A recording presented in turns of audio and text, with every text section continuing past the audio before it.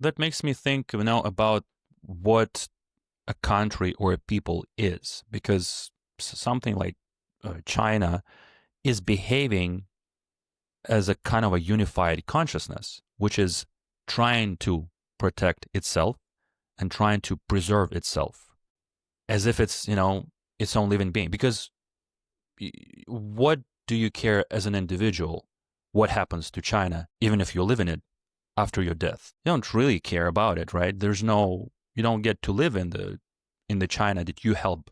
I'm gonna stop saying China. In the country that you help build. It's China, China.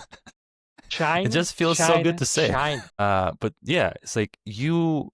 It's very strange because there is this level of exchange, right? That you are contributing to society, even on a level which just helps build some or help build or invest into the future of the country or people. But what does that mean to you as an individual? You're just a person? But I think, is what comes down to the different mentalities that society have. Say, in the simplest term, the Western mentality versus the Eastern, which is, again, in simplest term, is individualism versus collectivism.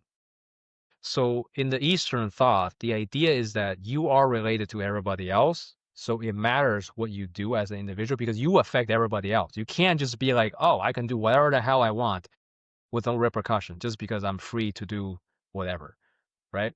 Because in that society, people, the first thing they think about is, oh, if I do this, how will that affect other people?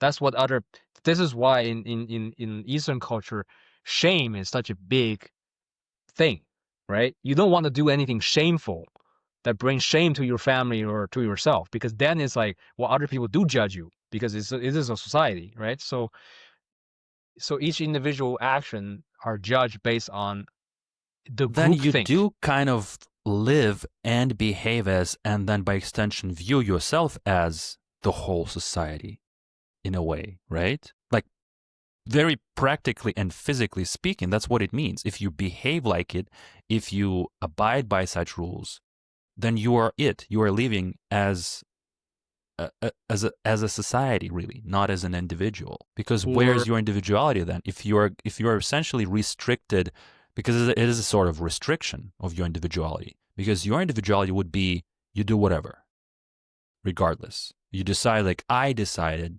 and therefore everything else is secondary. Um, I I mean, there is something to be said about the level in by which you kind of stay at, right? Because obviously, yeah, in the extreme case, if it's just you follow the orders and not you don't have any individual thought, then yeah, well, you're just a drone, right? You have no individual thoughts. Everything is dictated by the power that be. That is a problem, right? But conversely, if you go the other way, the like complete individualism, like okay, an individual can do whatever the hell he likes. That is just general chaos. Because like, well, if I do this, if that impinge on your right, then you're gonna say, well, this is not good. I'm gonna have something to say about that, right? Then you just become fighting each other about who has the right to do what.